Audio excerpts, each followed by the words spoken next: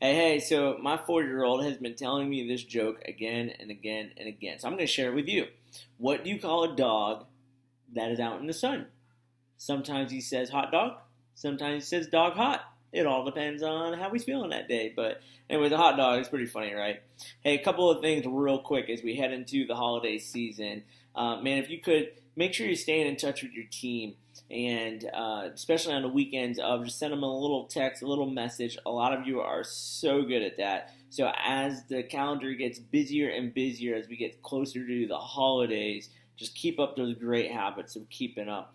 Also, we're getting to the time of year where it's very natural for you to try to create a party for your team. And I don't mean like a full out party. Do like a takeover at some type of restaurant where you just all get together. Also, think about and have your team begin to think about Christmas Eve services.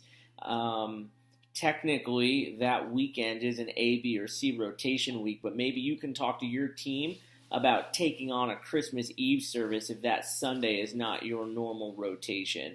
We're going to have 4 services. They're going to all be the same services, even though 2 of them are on a Sunday morning, 2 of them are on a Monday, I think it's Monday night, the 24th, but all 4 services are the same service. So if you go to one, attend the other, that would be fantastic. Begin to talk to your teams. Let's kind of make it an all hands on deck. And then the other area that typically needs a lot of help during that time is Bayside Kids. So if you have your background check already done and you already have kids orientation done and you want to serve one, go to one, and then also want to help out in kids, I know they'd really appreciate that. We don't normally like people doing all that serving at the same time because we don't want to burn you out.